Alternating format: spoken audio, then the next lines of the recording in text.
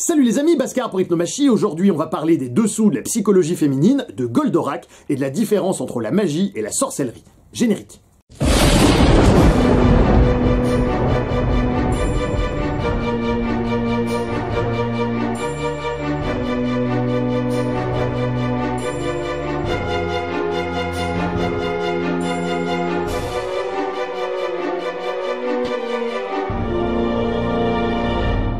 Alors, Dieu merci, je ne dispose pas encore d'une carte vermeille, mais j'ai quand même eu le relatif privilège de vivre un peu plus de 2 décennies dans le siècle précédent et dans celui-ci. Et donc, tout ce temps d'observation, de lecture, de réflexion m'a amené à un constat assez limpide, avec lequel, je pense, seront d'accord à peu près tous les observateurs sensés. Les modèles de référence féminins ont changé du tout au tout en l'espace d'une génération. En gros et en clair, on est passé de ça. Tu as menti et fait de la peine à tous ceux qui t'aimaient. Mais pourquoi? À ça. À votre avis, je suis déguisée en quoi? En grosse pute. Oh ouais.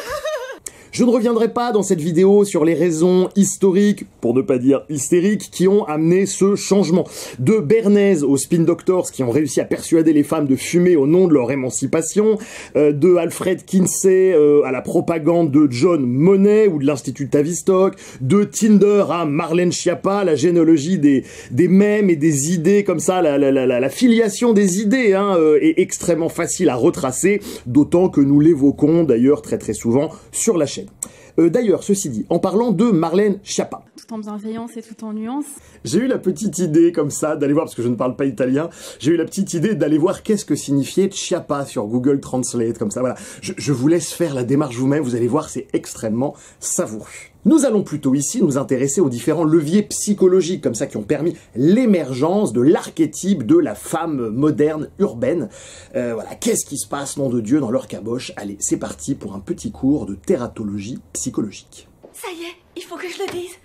Vous passez toujours au coup de vent ici, et moi j'aurais tellement de questions à vous poser. Vous n'avez aucune idée de ce que vos livres représentent pour moi. Qu'est-ce qu'il représente? Quelque part, il y a quelqu'un qui sait ce que c'est de se mettre ici. Oh non, il manquait plus que ça. Oh, je veux seulement vous poser 2 questions. C'est si dur que ça. Comment vous y arrivez, hein? À cerner les femmes aussi bien? J'écris au masculin, et je soustrais la logique et les responsabilités. Il y a tellement de cas sur la toile qui illustrent les thèses dont je vais vous parler que j'ai vraiment eu du mal à trouver un exemple, tant il y avait des occurrences qui pullulaient de partout. Bon, si vous découvrez mon travail, je vous rappelle que les esprits médiocres discutent des gens, les esprits moyens discutent des événements, et les grands esprits discutent des idées. Je suis ici pour vous parler de patterns récurrents, et les différents exemples que je vais vous présenter n'ont qu'un but illustratif. Il ne s'agit pas bêtement de faire du clash ou de se vautrer dans le conflit mimétique, ça ne m'intéresse simplement pas. Je suis obligé de clarifier ça parce qu'il y a plein de gens qui se font avoir par la forme, et ce même si on a posé avec clarté le fond. Bon, on va faire un petit test, voir si vous faites avoir.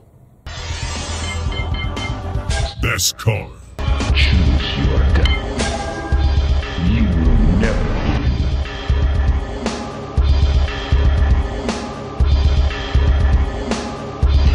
Round 1. Fight. Cafetière, une théière, une gazinière, une serpillière, une jardinière. Pourquoi est-ce que je bug là-dessus depuis plusieurs jours? Pourquoi est-ce que la plupart des appareils d'électroménager sont des noms féminins qui finissent en -ière? Est-ce que c'est parce que ces objets ont été inventés pour les femmes, puisque c'était elles qui s'occupaient de ces tâches domestiques à l'époque où ces objets ont été inventés? Je pense que cette hypothèse est pas bête. Mais je ne trouve aucun article, nulle part, je fais des recherches depuis des heures. C'est bien que tu crois en toi, mais à un moment, c'est peut-être qu'il n'y a rien à trouver aussi. Donc est-ce que c'est parce que ce sont des machines qui ont été faites pour aider les femmes? Mais après, je me suis dit, bah oui, mais une tondeuse, une meuleuse, une perceuse. Je comprends pas. C'est pas destiné à des femmes, ça. Dans les stéréotypes, hein, bien sûr. Et pourtant, c'est encore au féminin. Pourquoi les outils ont des noms de femmes? Enfin, des noms limite de métiers féminins, en fait. Je vous rappelle quand même qu'une cafetière ou une chocolatière, c'est à la fois un appareil et à la fois une femme. Un métier de femme. La chocolatière, elle vend du chocolat. La cafetière, elle vend du café. Je vous assure, ce mot existe. Comment on peut l'interpréter? Il y en a tellement, ça peut pas être un hasard. Est-ce que c'est parce que ces outils accomplissent une tâche répétitive? Est-ce que c'est parce que ce sont des objets fonctionnels, utiles? Est-ce que c'est juste parce que ce sont des objets? Si vous avez des pistes, si vous avez des sources, dites-moi. Un aspirateur, un réfrigérateur, un four, un lave-linge, un lave-vaisselle, un grille-pain, un sèche-cheveux, un four, un réfrigérateur, un sèche-linge, un congélateur. Ferme ta gueule. On voit bien qu'ici qu'on n'est pas dans le logo, s'il n'y a rien qui tient dès qu'on gratte un tout petit peu, on dirait le maquillage de Geneviève de Fontenay ou une thèse de Bégodeau. Je veux dire, là, à ce niveau-là, il convient donc pour comprendre son récit, pour faire un petit peu de sémiologie, justement, d'aller chercher du sens ailleurs, au hasard, hein, puisque l'éthos, visiblement, ne semble pas vraiment au point du côté du pathos. Il y a cette conception que le phallique, c'est du côté des hommes et que les femmes, elles en sont privées. Mais du coup, les femmes peuvent faire en sorte d'être d'autant plus phalliques. Et elles y arrivent très bien, même mieux que les hommes, hein, sans aucun problème.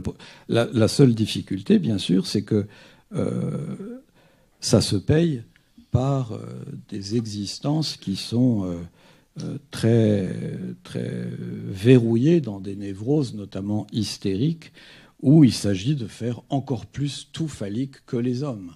Et encore une fois, les femmes peuvent très bien y arriver. Elles font des hommes excellents, parfois même bien meilleurs que les hommes.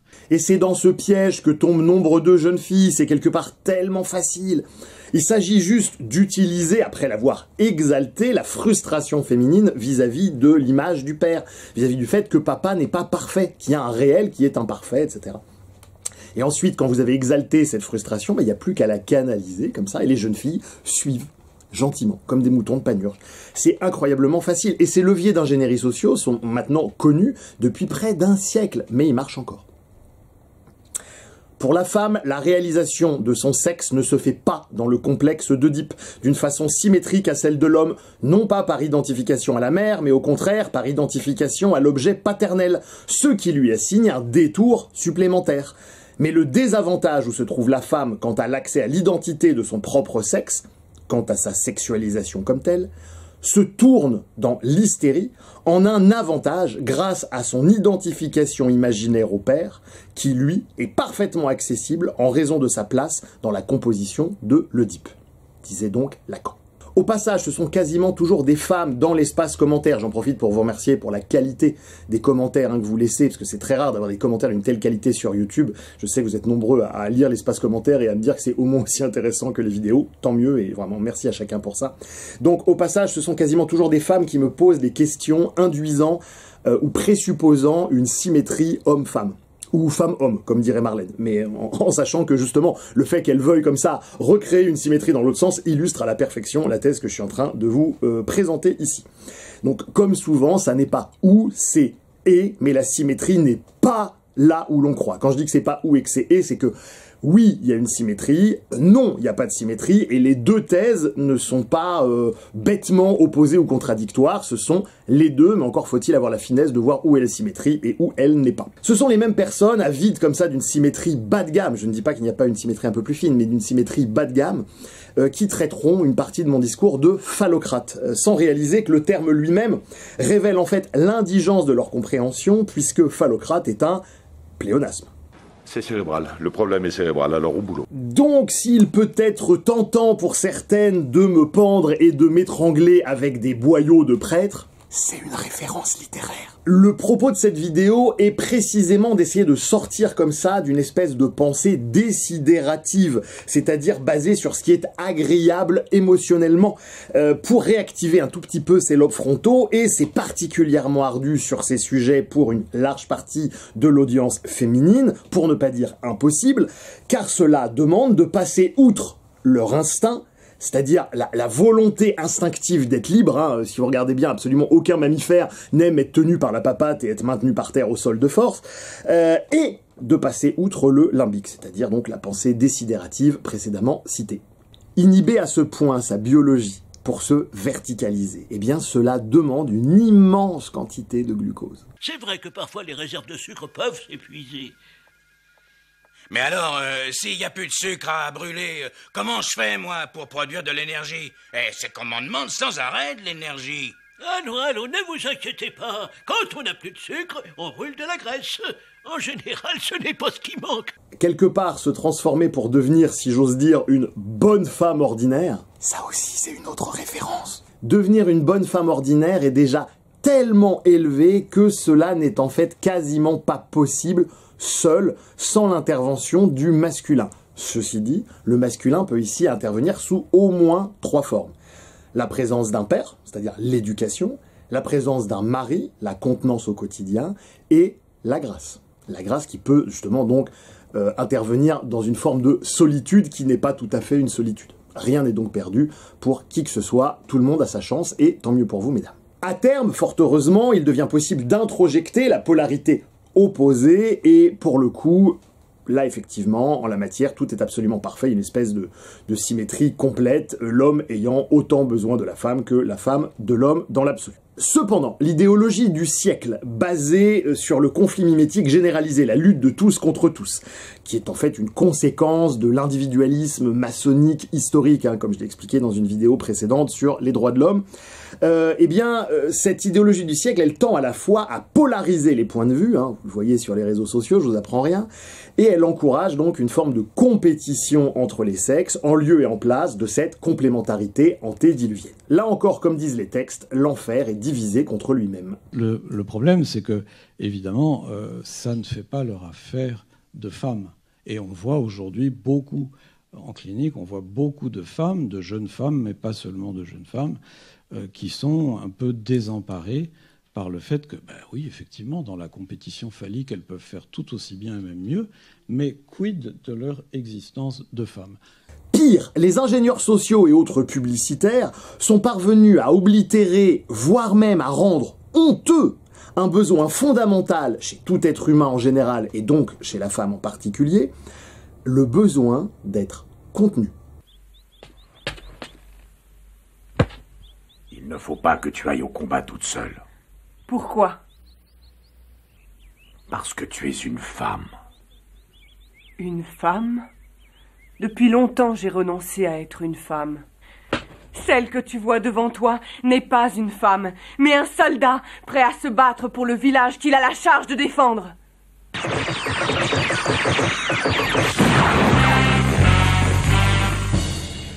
Alors, si tu n'es pas une femme, je trouve que tu y ressembles énormément. Écoute-moi, le rôle d'une femme, c'est d'être heureuse et de créer une famille.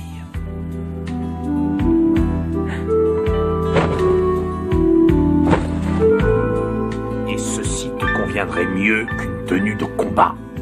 Le fait d'obombrer ainsi le besoin de contenance provient directement de la mort du père, du fameux Dieu est mort de la Renaissance, des Lumières, etc., et de son corollaire, la promotion de la toute-puissance de l'individu.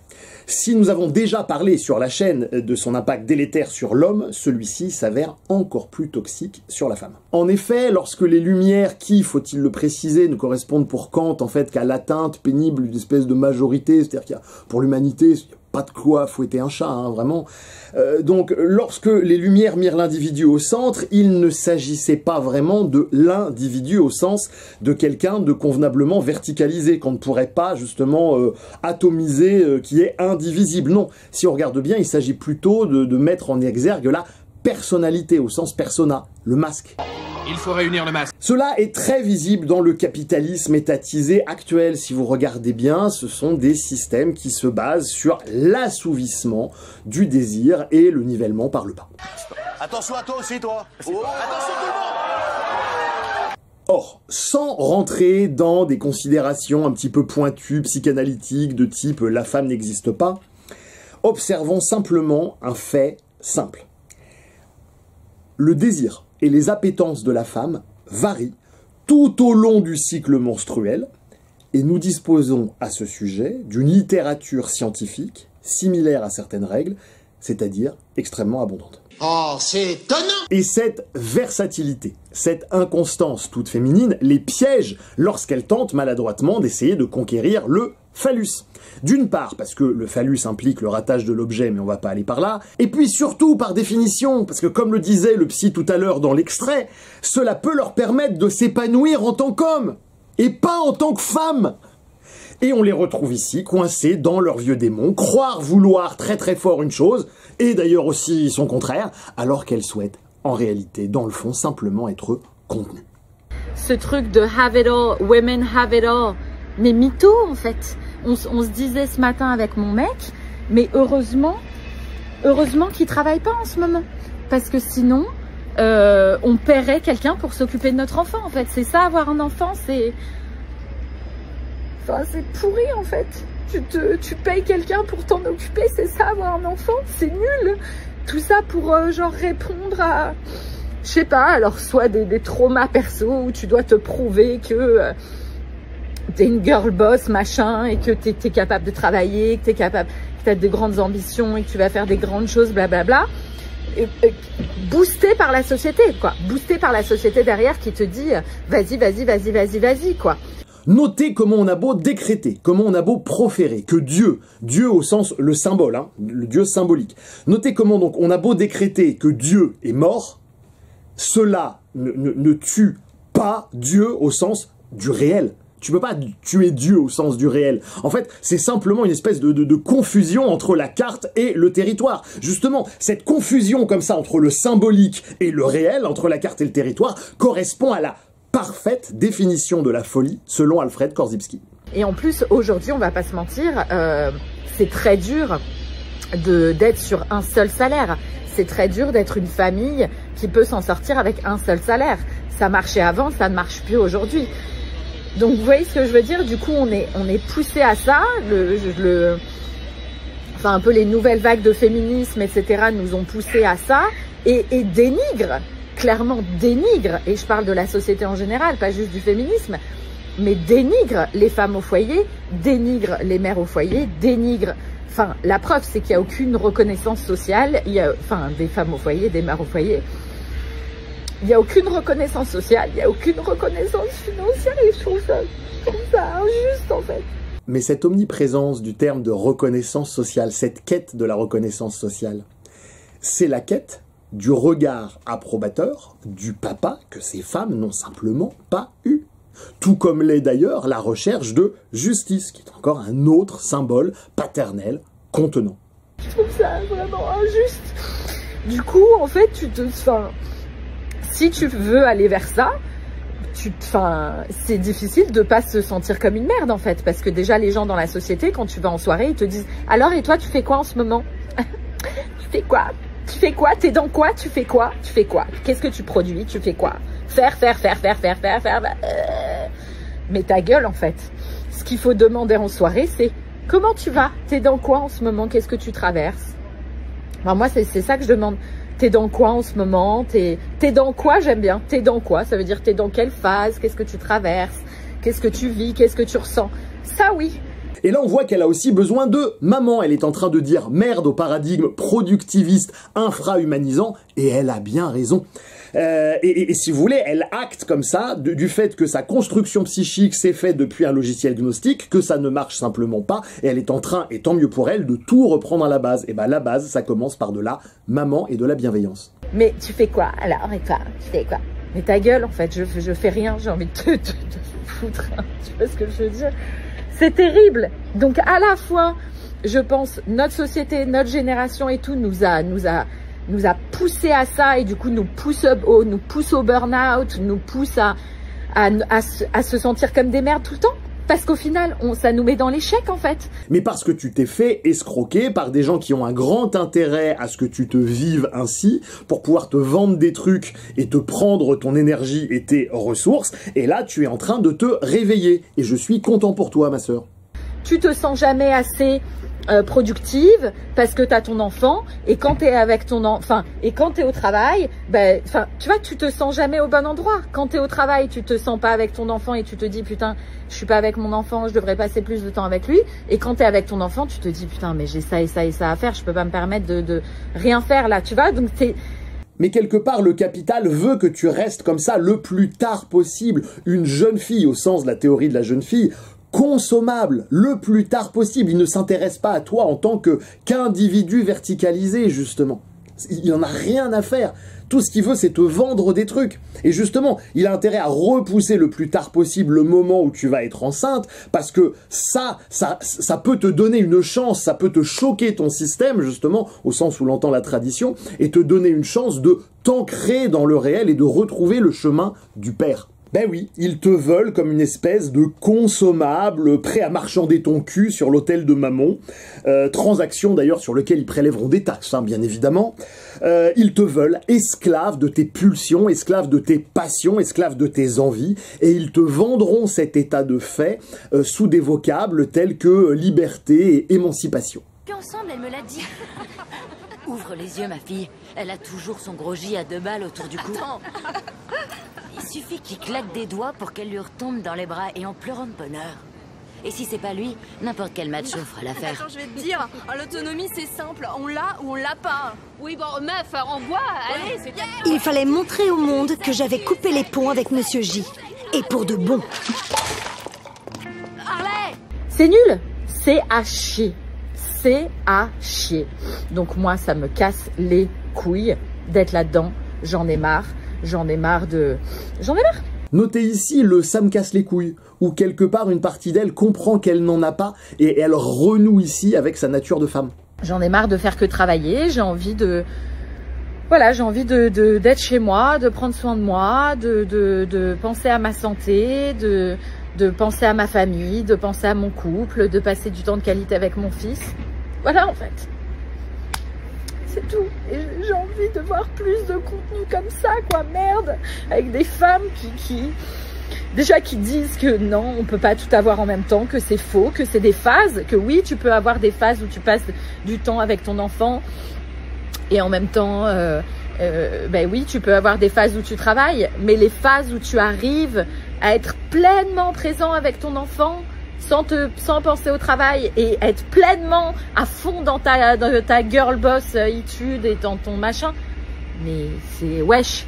Tu peux pas être dans ton yin et dans ton yang, à fond dans ton yin, à fond dans ton yang en même temps en fait. C'est pas possible. C'est des polarités différentes, des énergies différentes. Pour moi en tout cas, c'est pas possible.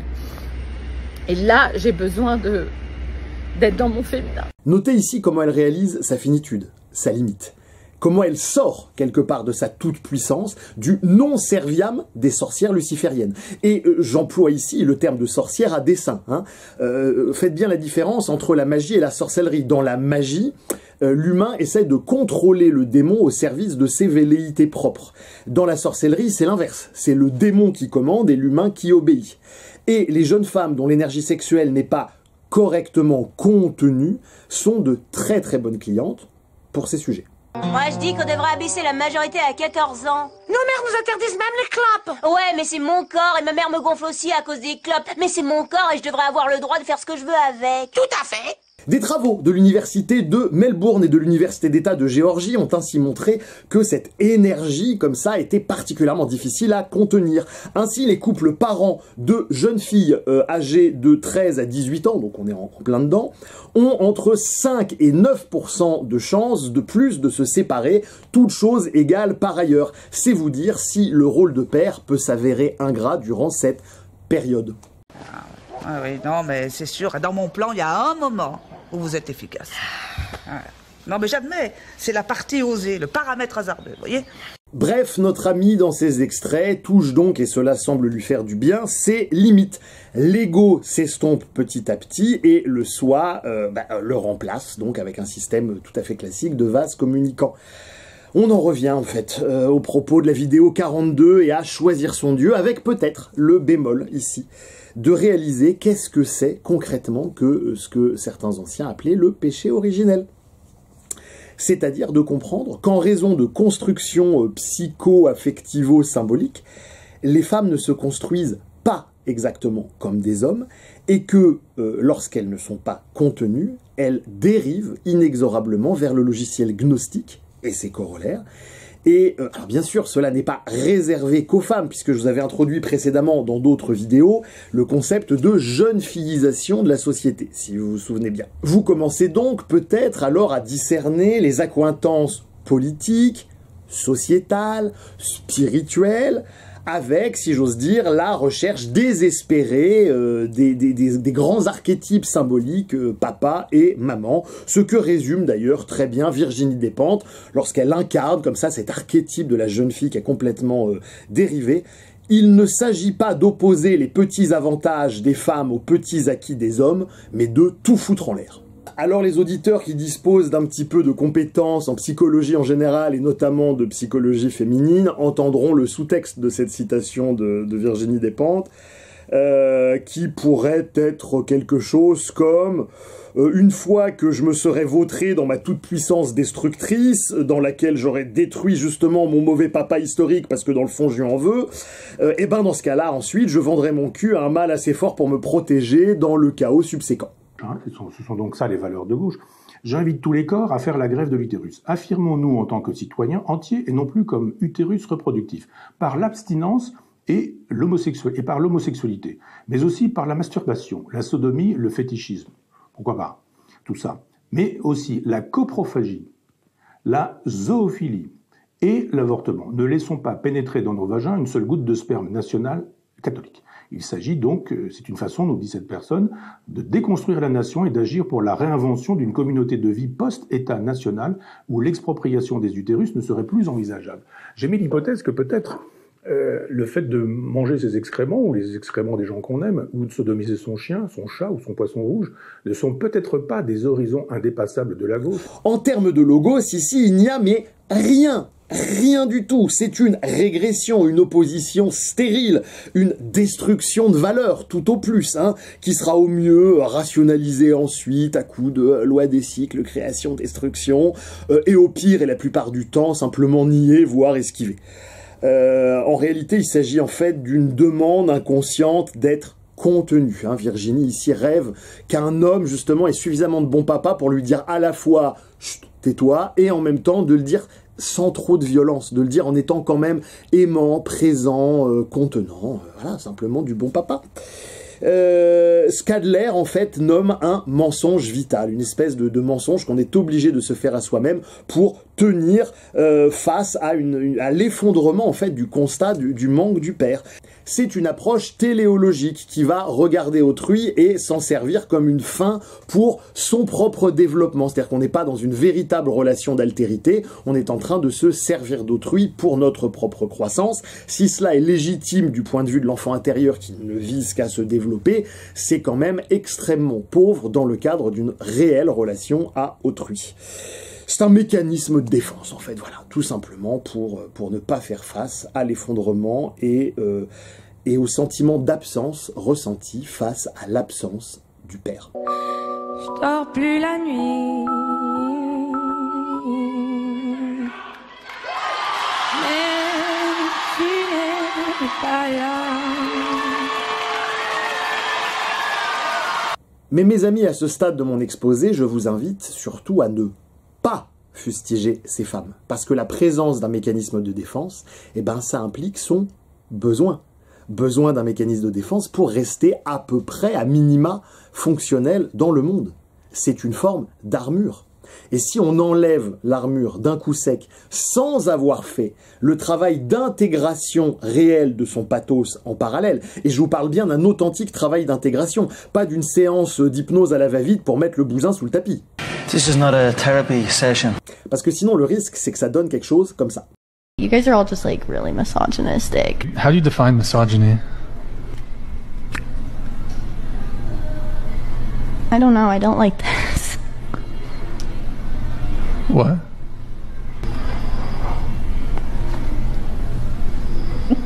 Can I go? Like, you want to go as in leave? Is it because I asked how you define misogyny? Is that the No. In a debate, it's very important. Both people are talking about the same thing. Can I please go home? If you want to leave, you can leave. I was hoping we could continue having a conversation, but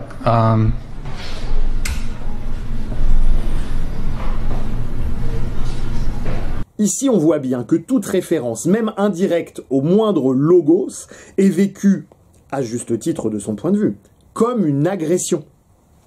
C'est une enfant, en fait. Une enfant dans un corps de femme, peut-être, mais une enfant quand même. Et il convient donc, à ce titre, de ne pas la violenter.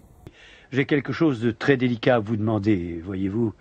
Vous devriez lui apprendre à ne pas avoir peur de la société. Quoi? Oui, Samantha commence à vieillir et elle ne se mariera jamais si elle continue à avoir peur de tout le monde. Vous plaisantez? Mais cette pauvre Samantha aura envie de fuir dans un couvent dès qu'elle connaîtra mieux cet individu. Oh mais enfin, pourquoi tu dis ça? Mais non, voyons, Monsieur Larson va être tellement insupportable pour ma petite fille que plus tard, le reste de la société lui paraîtra extraordinaire. Mais dans nos sociétés, on ne fait aucune différence entre la maturité du corps et la maturité de la psyché. Hors cas absolument exceptionnel et totalement hors norme. Alors ça commence à bouger un petit peu, notamment via l'impulsion des féministes, justement, comme quoi une horloge arrêtée a raison 2 fois par jour. Je dis pas ça pour être désagréable, attention, mais parce que la façon dont cela est fait par les féministes, justement, ne peut que aller dans le mur à terme. Je m'explique. On pourrait alors cartographier l'âge psychologique, peut-être, de chacune des parties de nous qui nous composent, et pourquoi pas permettre à une femme de 60 ans, dont une de ses parties aurait environ 20 ans d'âge mental, de, pourquoi pas, avoir une relation avec un jeune de 25 ans, son cadet. Il suffit d'une rencontre pour sauver un enfant. Cela me semble inique sur plusieurs points. D'une part, cela contribue à augmenter la fragmentation psychique des individus, mais bon, c'est complètement cohérent avec une approche luciférienne ou sataniste de la psyché, évidemment. Ensuite, ces âges ne sont pas des réalités palpables, ostensives. Ce sont au mieux l'expression d'un univers symbolique. Ce qui augmente encore la confusion entre la carte et le territoire, entre le symbole et le réel, mais là encore, c'est parfaitement cohérent avec une approche sataniste ou luciférienne. Et enfin, ces notions sont amenées à changer dans le psychisme d'un individu plus ou moins rapidement. On retrouve ici cette inconstance déjà citée du féminin non contenu, qui amène, pour la petite anecdote, certains pays d'Europe à devoir légiférer, par exemple, sur le changement de genre, puisqu'il y a certaines personnes qui souhaiteraient, comme ça, pouvoir changer de genre sur les papiers d'identité à peu près toutes les semaines. Et ben non, justement, ils ont limité ça à 1 fois par an maximum. Junkie, nécrophile, schizophrène et naturopathe, son histoire semble des plus banales. Pourtant, il y a 5 jours, à l'hôpital général de Montréal, Guilla s'est fait opérer. Il est devenu un homme. Écoute, je faisais dur en fille, fait que... je m'en suis fait poser une. Mais Guilla n'est pas plus heureux. On le voit ici qui exprime sa rage. Il traverse un bon 15 minutes d'angoisse et prend une autre décision. 6 heures plus tard, à l'hôpital général de Montréal, il redevient une femme. Fait que je leur ai dit de m'atchoper puis de me faire une permanente. Mais en se rasant les dessous de bras, Guylaine A. se rend compte qu'elle reproduit des stéréotypes de femme-objet et décide de devenir une lesbienne. À l'hôpital général de Montréal, on lui pose une moustache.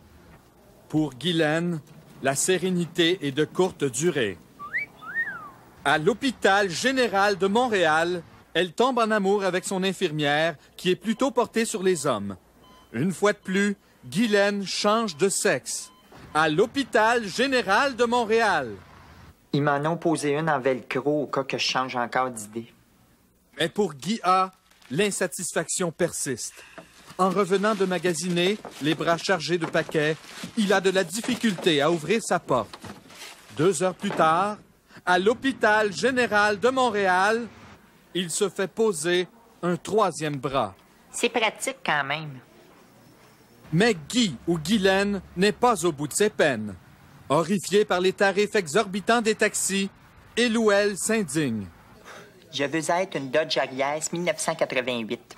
Bref, ces histoires d'emprise et autres dérivés du décalage supposé entre l'âge du corps et l'âge du psychisme sont une fausse piste qui n'amène qu'antitélie sur antitélie. Je fais quand même une exception pour tout ce qui relève justement du trouble dissociatif de l'identité, sur lequel je travaille maintenant depuis un bon moment, j'ai de très très bons résultats, mais ma pratique m'amène simplement à constater que je n'ai à ce jour jamais vu de personne atteinte du trouble dissociatif de l'identité qui ait bénéficié d'une présence masculine paternelle forte. Bon, bref, on va laisser ça de côté, ça touche voilà, une très très faible part de la population, enfin, comme toujours, aucun propos n'est absolu. Cette tendance donc à vouloir absolument séparer l'âge du corps, l'âge du psychisme, etc., les phénomènes d'emprise, sont en fait porteurs de confusion et font office véritablement d'une forme d'écran de fumée, visant justement à occulter au niveau sociétal les conséquences de l'absence du père, et justement ces conséquences sur le psychisme de centaines de milliers d'enfants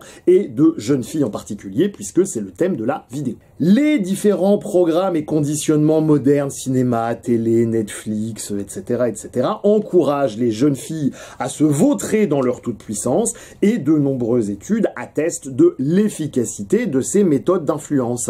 Stuhlmiller et Sargent, ou Sargent, je sais pas comment ça se prononce, Greb, Varden, Hyde, Anderson, Shibuya, Yori, Swin, Bulchman et Sakamoto, etc., etc. Toutes mes excuses. Je me suis juré il y a pas longtemps qu'avec mon prochain petit copain, je ferais gaffe aux voyants rouges. Et que si jamais il y en avait un qui s'allumait dans ma tête, je réagirais sainement. En le butant sur le champ. Et des gosses qu'on assassine. C'est quand même un voyant rouge. Je sais ce que tu dirais si tu pouvais. Tu dirais, mais Harley, il suffisait de claquer la porte. Et moi, je répondrais, pourquoi tu me hurles dessus? Je suis pas sourdingue et je suis juste à côté de toi. Et après, je dirais, quand on a un goût de chiotte comme moi pour les mecs, on sait bien qu'à la fin, il n'y a aucune chance qu'ils se barrent gentiment. Non, ils te crèvent les pneus, ils tuent tes chiens. Ils te disent que la musique que t'aimes, c'est carrément de la soupe. Et... bref, toute cette cruauté.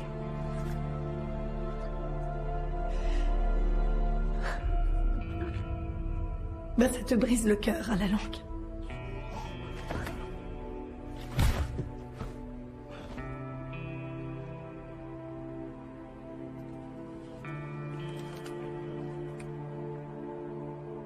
C'est sûr que t'étais mignon et tout. Et regrets éternels pour ce si magnifique monstre que tu gardais au chaud entre tes jambes, mais... tout compte fait... je te trouve encore plus mignon dans cet état. Débarrassé de toutes ces idées dégueulasses qui ont quitté ton crâne. J'aurais pas cru qu'il y avait une balle dans ce machin. Alors là, Harley Quinn a bien évidemment le phallus, symbolisé par le pistolet et donc la possibilité de mettre fin à la vie de l'autre personnage. L'image vendue est donc bel et bien celle dont je vous parlais à l'instant. Là où 40 ans plus tôt, le message était, disons, prosaïquement tout autre. Je m'appelle Actarus, prince de Fort. Actarus Procyon n'est que mon nom d'adoption. Je viens d'une autre planète. Vénusia!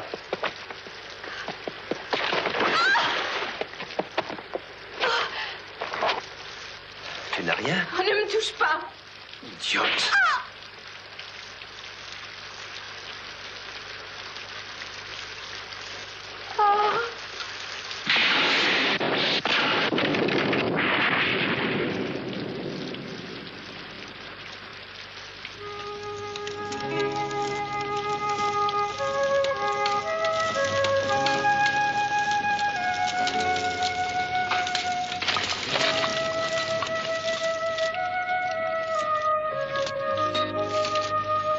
Comment est-ce que tu te sens? Tourne-toi. Tu serais morte de froid dans ces vêtements humides. Ils sont secs maintenant.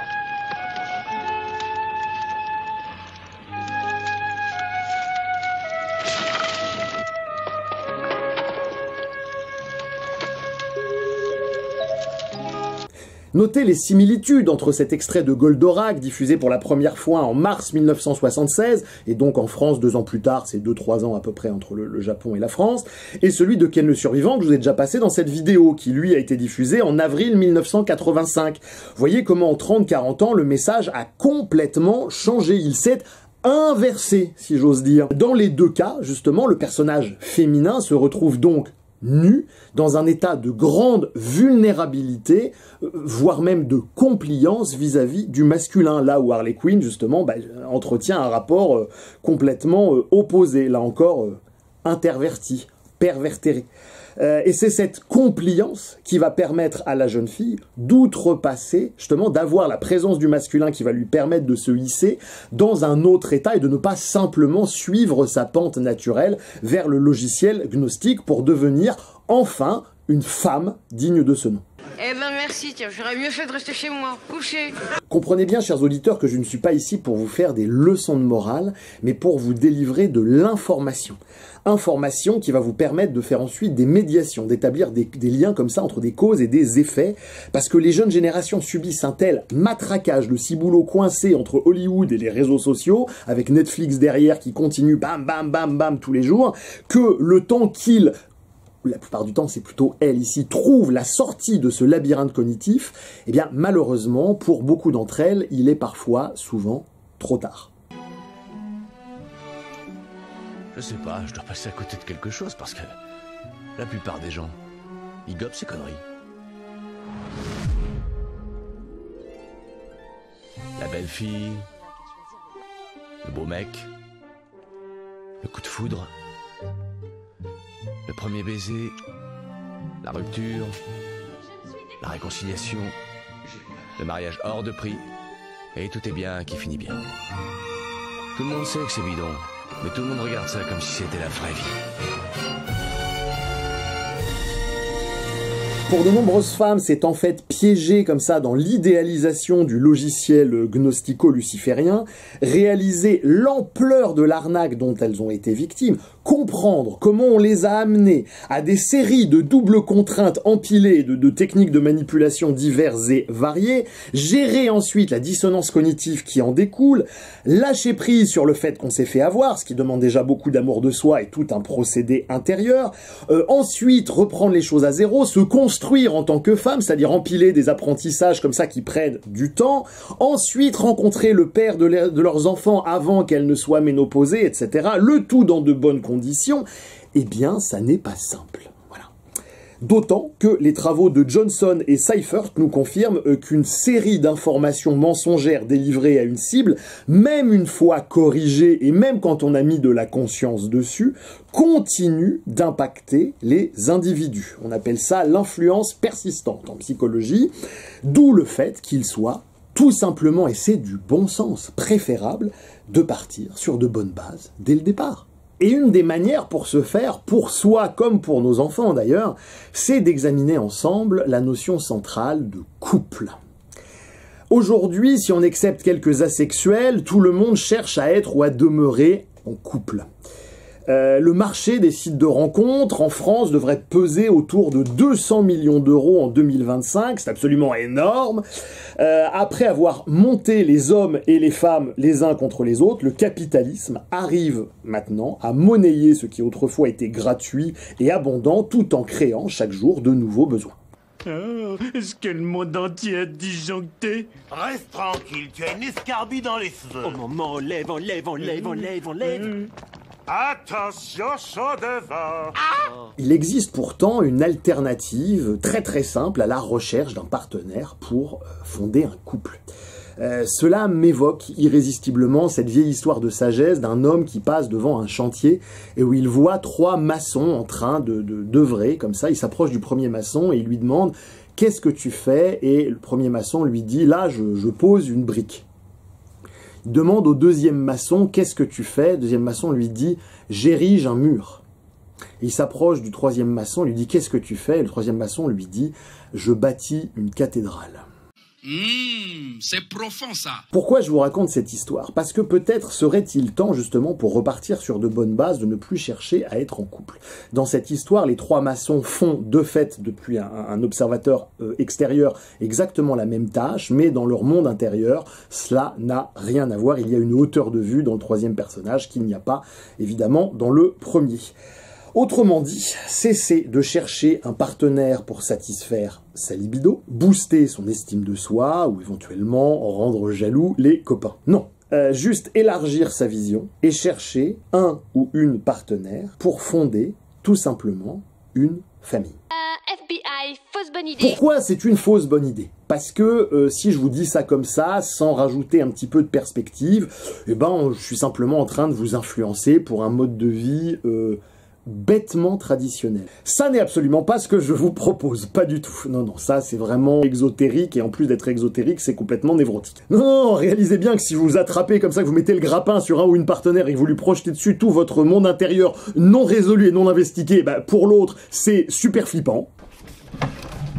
Non, dis rien, c'est à moi de parler. Je t'ai manqué parce que toi, tu m'as manqué. T'es un vrai tyran, tu sais. Hein. C'est tellement dur de te faire la gueule. Mais je t'en veux quand même. Hein. Te fais pas d'illusions. Je voudrais qu'on parle en oubliant le jeu. Rien qu'une fois. T'aimes ma robe? J'ai hésité, hein. Genre, j'ai chippé à ma sœur. Il y en avait une autre, rouge. Genre, bombe thermonucléaire, tu vois. Je sais que c'est celle-là que j'aurais dû mettre. J'ai peut-être passé, je sais pas moi, 3 heures devant mon miroir. Mais j'y suis arrivée, tu vois, je suis jolie. Et alors là, j'espère que ça te plaît, sinon je te colle une de ces raclées. Attends, chut. Le problème, c'est que... Même si tu me disais j'adore, je te croirais pas. Julien, je sais plus quand tu joues et quand tu joues pas. Je suis perdue. Attends, non, j'ai pas fini. Dis-moi que tu m'aimes. Dis-moi juste que tu m'aimes, parce que moi, je n'oserais jamais te le dire la première. J'aurais trop peur que tu crois que c'est un jeu. Sauve-moi. Et puis surtout, être esclave de ses pulsions et de ses désirs, tout comme projeter sur le partenaire un ensemble de représentations mentales non investiguées, dans les deux cas, c'est encore les résidus de traces mnésiques inconscientes du petit moi, quelque part. Écoutez, qu'est-ce que le soi dit? Après, si le soi dit, je suis pas en couple, bah, soyez pas en couple. Je suis pas en train de vous influencer. Vous voyez ce que je veux dire? Ça m'intéresse pas, en fait. Je sais que souvent on dit les gens sur YouTube, c'est des influenceurs. Ce terme m'a toujours fait vomir. Évidemment que j'exerce une influence comme ça en tenant un discours, je ne suis pas dupe, mais ça n'est pas mon propos initial ni mon intention. Comprenez bien qu'aujourd'hui, quand je vous dis de remettre en cause le fait de penser en termes de se mettre en couple, c'est que la plupart des gens dans la modernité, lorsqu'ils pensent en couple, ils pensent ça. C'est « je veux être en couple parce que je veux prendre ». Hein. Au passage, vous savez pourquoi les juifs sont mauvais en natation? Parce qu'ils nagent comme ça. Ok. Non, ce que je veux dire, c'est que souvent, quand on pense couple, on pense ce geste. On dit « je veux prendre, je veux être en couple parce que l'autre va m'apporter ça, ça, ça, ça, ça, ça ». On est en train de faire son marché. Justement, la perspective traditionnelle avec un T majuscule, c'est de penser le couple et de l'envisager comme ça.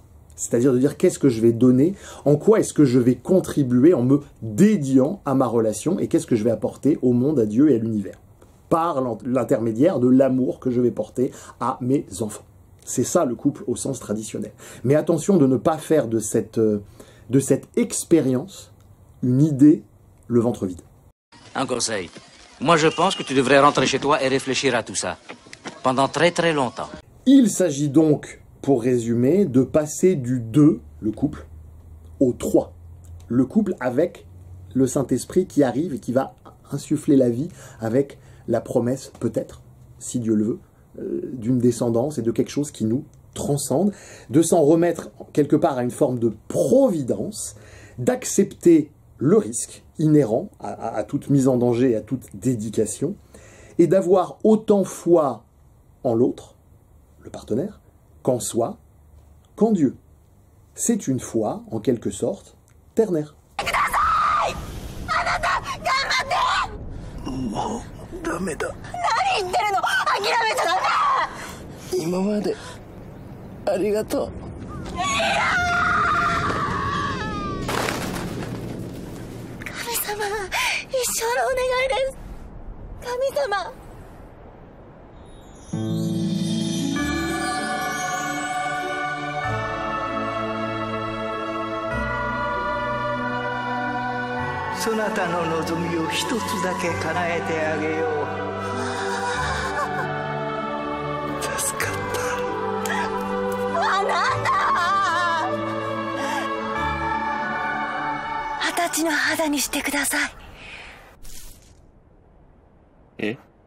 Il sera donc ici question de passer de l'avoir au monde de l'être, de réaliser comment et en quoi la sortie de cette espèce de labyrinthe relationnel ne procède en fait pas du mental, du contrôle, ni même de la stratégie, parce qu'on voit sur d'un côté les féministes, de l'autre les mythos qui essayent d'un machin, une espèce de rapport de force qui est toujours un petit peu concon quelque part, mais que la sortie va dépendre d'autres choses qui nous dépassent.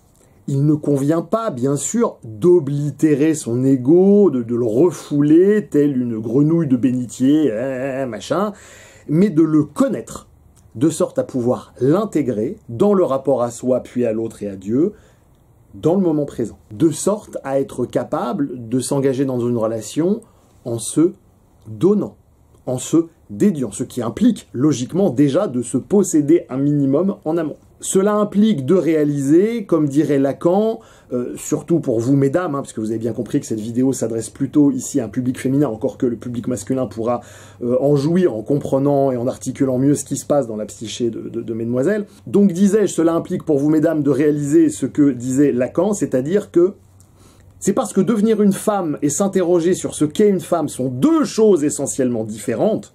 Je dirais plus même d'ailleurs que c'est parce qu'on ne devient pas femme que l'on s'interroge, et jusqu'à un certain point, s'interroger, c'est le contraire de devenir. On ne peut pas faire de en même temps. Chercher à comprendre ici, quelque part, c'est très souvent un mécanisme pour se protéger de la douleur consécutive à l'absence du père, au manque de contenance, etc.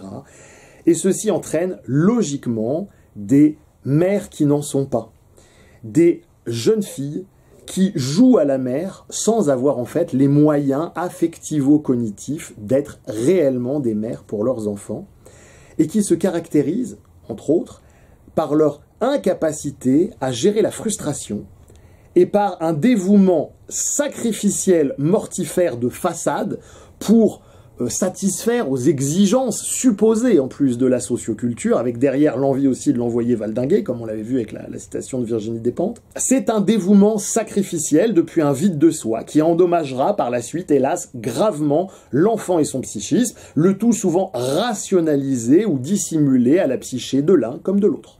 Stan, tu comptes plus que tout pour moi dans la vie, tu le sais. Mais qu'est-ce que t'attends pour te remarier avec papa, si c'est vrai? Non, Stan, tu dois comprendre comment le divorce fonctionne. Quand je dis que tu comptes plus que tout pour moi, ce que je veux dire, c'est que tu comptes plus que tout après. Moi, mon divorce, mon bonheur, mon nouvel amant. Ah. Bon, salut, Roy. En termes traditionnels, nous considérons ici qu'il y a une forme de tromperie, de duperie. Que cela plaise ou non, nous sommes ici, hommes comme femmes, d'un certain point de vue en tout cas au moins, pour servir. Cela implique pour l'homme de faire le deuil de la douceur de sa mère, de cette espèce de petit cocon régressif, si confortable, et de renaître quelque part à lui-même. Cela lui demande d'avoir assez de foi pour se vivre à un endroit comme vide, et c'est ce vide qui va permettre justement une espèce d'appel d'air, et va permettre à autre chose de venir, et c'est cette autre chose qui va lui donner justement la force d'incarner ce rôle, de devenir pleinement un homme, et par extension un chef de famille, et ce, malgré toutes ces impérities supposées. Beaucoup de gens ont l'impression qu'il leur manque quelque chose, qu'ils n'arrivent pas à être eux-mêmes ou à trouver la quiétude, la confiance. Et il leur dit, mais vous savez, rien ne manque. Absolument rien ne manque. Mais le drame, c'est que vous ignorez ce qui ne manque pas. Et ce qui ne manque pas, c'est au fond ce que la philosophie appelle notre propre essence, que dans les traditions religieuses on appelle le divin ou l'absolu, que Comte Sponville, le philosophe, appelle l'être aussi, cette réalité qui fait que tout ce qui est, que tout ce qui est devient ce qu'il est. Quant à la condition de la femme moderne, eh bien, il va s'agir, comme je vous l'ai montré, de réaliser dans ces tripes l'ampleur de l'influence, de la propagande qu'elles auront intégré, ingéré. On retrouve ici en fait tous les éléments de la duplicité classiquement expliqués dans la vidéo 70 de la chaîne. Au niveau apparent, on propose à la femme une espèce de narratif dans lequel la femme pourrait se désaliéner en tuant symboliquement le père, en tout cas ou en contribuant à un mouvement sociétal de masse visant à tuer le symbole du père, et comment justement ce meurtre l'aurait quelque part libéré. Dis donc le gros, tu crois quand même pas que je vais faire la cuisine pour toi, non? Et pourquoi pas la vaisselle? Le ménage, les pantoufles. Allez, du vent! Au niveau caché, on va encourager le féminin à suivre sa pente et à renoncer au fait de pouvoir être choqué par le masculin et donc quelque part à rester dans une forme d'état infantile. Autrement dit, là où on leur a vendu une dichotomie entre servitude et liberté, et où effectivement, logiquement, on aurait envie de choisir la liberté.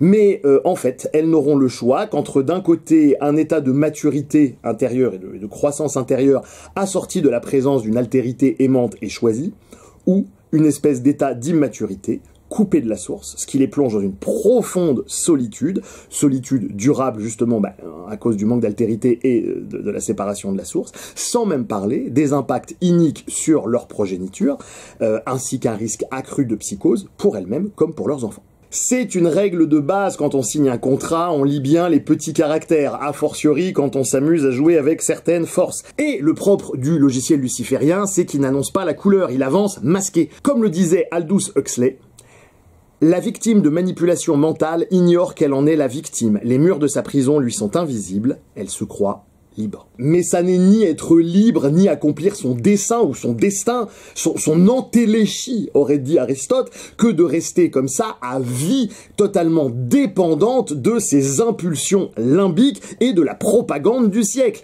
Non, croyez-moi les filles, devenir vraiment une femme, c'est beaucoup plus vaste que ça. Parfois on croit que je suis misogyne. C'est vrai, l'autre fois il y a un père qui est venu me voir avec sa fille, il m'a dit j'ai vu ton spectacle, j'ai pas aimé ce que t'as fait. J'ai dit moi j'ai vu ta fille, j'ai pas aimé ce que t'as fait. Lorsque l'on se pose dans cet espace, on devient enfin capable de respirer l'existence et de pouvoir dire non, je ne cherche pas cette espèce de surstimulation qui est une fuite de soi. Je ne veux pas la vie éternelle, je veux l'éternité de la vie. Cette longue vidéo arrive bientôt à son terme. J'aimerais vous remercier d'être resté jusqu'ici. J'aimerais remercier les 10%, 15% environ des gens qui mettent des petits pouces comme d'habitude, mais ça aide vraiment pour le référencement. Merci à vous. N'hésitez pas dans les commentaires à me dire ce que vous avez pensé, qu'est-ce que ça vous évoque, etc. pour qu'on puisse continuer à échanger autour des thématiques de la vidéo. J'insiste, autour des thématiques de la vidéo. Merci aux tipeurs d'être encore et toujours là. Et puis surtout, merci à vous si vous avez le petit élan comme ça de me dire tiens, je vais lui filer un coup de main, je vais partager la vidéo, puisque cela aide tout simplement à faire connaître mon travail. Voilà. Les relations hommes-femmes, justement, surtout à l'époque de la modernité, sont un sujet extrêmement vaste. Je voulais vous proposer une espèce d'approche pluridisciplinaire, comme je fais souvent, autour de la thématique, quelque part, du péché originel, parce que ça rejoint ça. Quelque part, c'est qu'est-ce qu'on entend par là, et on voit que la science, la psychanalyse, et un certain nombre d'anthropologie, un certain nombre de disciplines ont énormément de choses à nous dire là-dessus, et c'est toujours intéressant d'aborder un même sujet vu par plein d'angles différents, ça augmente les chances de dire pas trop de conneries, ou pas. Voilà. Je vous laisse avec un exemple de ce que pourrait devenir la vie, la société et les rapports, si jamais les choses continuaient comme ça de se cristalliser, puisqu'on a vu popper un petit peu partout, ici ou là, un certain nombre de coachs et autres accompagnants qui s'occupent de gérer les relations hommes-femmes de façon plus ou moins talentueuse. Je vous laisse seul juge. Et donc ces gens s'emparent comme ça de ce marché lié à la crispation entre MGTOW, féminisme et autres rapports de force. Comme vous l'avez compris, cette crispation polarisée pourra trouver une résolution heureuse dans l'éclosion d'une forme d'amour ternaire. Salut Internet. Quel est ton pseudo? Jean-Baptiste. Dans quel cadre m'appelles-tu, Jean-Baptiste? Dans le cadre du pack célébrité, tu as le pack célébrité Golden Plus ou le crevard? Moi, c'est le pack célébrité crevard. Le crevard, ok. Le crevard te donne le droit de m'appeler. Ok. Eh oui. M'a dit que t'es content, après on va dire que vous tirez tous la gueule, là. Je suis content. Donc le pack crevard, il te donne le droit de m'appeler, à condition bien sûr que tu parles mon langage et mes métaprogrammes, sinon je t'humilie en ligne. Est-ce que tu souscris? Je souscris tout à fait. Allons-y. Alors, je voudrais te poser une question. Tu as mon séminaire Comment poser des questions avec efficacité? Parce qu'en fait, je m'intéresse à une nana. Un séminaire sur les types de nanas. Et je sais pas trop comment lui faire connaître mon intérêt. Séminaire faire connaître son intérêt. Séminaire. Je les ai pas encore. Tu as quel âge? Moi, j'ai 26 ans, elle a 24 ans. On t'écoute. Alors voilà, je suis tombé amoureux de cette femme que j'appellerai Constance. Je suis très sportif, et elle aussi. Tu as vu? Quoi? Je t'ai pas interrompu. Non, mais je fais juste remarquer que je t'ai pas interrompu, parce qu'après il y a des gens qui se plaignent que j'interromps tout le temps les gens. Là, je t'ai pas interrompu, je le fais remarquer, c'est tout. D'accord. Donc je souffre de ne pas savoir comment me déclarer, parce que là, je la vois tous les jours depuis 6 mois, et là, j'en peux plus. Je la vois tous les jours avec son copain, et je le vis très mal. Je t'arrête tout de suite, moi je suis pas psy. Hein, ça c'est quelque chose que vous ne comprenez pas, j'ai beau l'expliquer depuis des années, vous ne comprenez toujours pas. Si tu as besoin d'empathie, moi ça n'est pas mon travail si tu veux. Hein. Moi je t'aide à penser, à comprendre, à essayer de mettre en perspective, à faire des médiations à propos de ce qui peut être loisible d'envisager comme option pour toi, c'est tout. Hein. Bon, alors il ne s'agit pas de vouer aux gémonies ou de vilipender qui que ce soit, mais simplement donner de l'empathie, ça n'est pas mon travail. Hein, bon. Enfin ceci dit, continue. Oui, donc ça fait des mois que je la vois avec son copain, et là, ils viennent de se séparer, et je me dis que c'est peut-être le bon moment pour tenter un rapprochement, avant l'entraînement, ou après, voire pendant. Quel sport vous pratiquez, Jean-Baptiste? Comment? Je te demande quel sport vous pratiquez. Désolé, j'ai pas entendu. C'est vachement marrant, moi j'entends bien, dis donc. Oui, c'est moi qui ai pas bien entendu. C'est marrant, mais moi j'entends bien, hein, la connexion elle est super de mon côté. Vraiment, c'est étrange. Je sais pas. Bon, est-ce que tu peux dire aux auditeurs quel sport vous pratiquez, toi et Constance, là? On fait du hockey sur gazon. Et là, elle doit passer chez moi demain. Et on va donc, quand il y a gazon, il y a match. Elle est excellente. Je dirais même que pour toi, quand il y a gazon, il y a LE match. Je sais pas. Ce qui fait que c'est autant une métaphore qu'une antonomase. Et il y a gazon, il y a match, il y a gazon, il y a LE match. Ça devient alors une anaphore. Ok. Ouais, je vais vous faire un séminaire sur les anaphores, hein. Bon, en fait, mon problème... Non, mais on s'en fout de ton problème. Elle est bonne ou pas? Oui. Eh ben, dis-le. Elle est bonne. Elle est bonne. Donc, je sais pas comment lui aider à mon intérêt la prochaine fois que je la vois. Mais tu lui dis pas. Il faut que tu lui subcommuniques plus finement, que tu lui laisses sous-entendre un petit peu, Jean-Baptiste, de manière subtile. Subtile. Oui, c'est ce que je viens de dire. Subtil. Qu'est-ce que tu veux dire par subtil? Enfin, comment je peux trouver les niveaux de subtilisation adéquats à la situation? Tu vois, l'autre jour, j'étais dans le golfe de ma maison de campagne à Monaco, parce que j'adore faire du bateau, c'est vraiment quelque chose que j'aime beaucoup. Ça fait partie des petits plaisirs de la vie. Et on était en train de jouer avec Ariana Grande et Brian Johnson, tu sais, le milliardaire vegan. Ouais, je vois. Et on avait décidé comme ça de faire une partie, donc on avait garé nos Lamborghini. Un Lamborghini, carrément. Et là, il y a Ariana qui nous dit qu'elle a faim, alors je demande au majordome de s'en occuper, il nous installe dans une petite crique privée, et nous amène le chef étoilé personnel de Brian. Chef étoilé, qui nous sert des tagliatelles aux pousses de bambou et un espuma de grains de cassis vert au mori braisé. Taxe son tel et pousse le bon bain du puma au gré du tennis vers la colline boisée. Ok. Ouais, bon, enfin bref, voilà. Donc là, tu vois, je communique subtilement. Que t'as plein d'argent? Que je suis végétarien. Ah oui, c'est... Subtil. T'as compris? Oui, j'ai compris. Bon, comme t'es célébrité crevard, tu vas maintenant vanter la qualité de mes produits pendant 2 minutes, et je te laisse avec ça. Capiche? Je te remercie. Alors, je suis très satisfait du pack célébrité crevard, et j'envisage vraiment d'acquérir le pack Golden Plus. Comme ça me permettra de mieux connaître la séduction et surtout les dynamiques sociales. Merci Jean-Baptiste.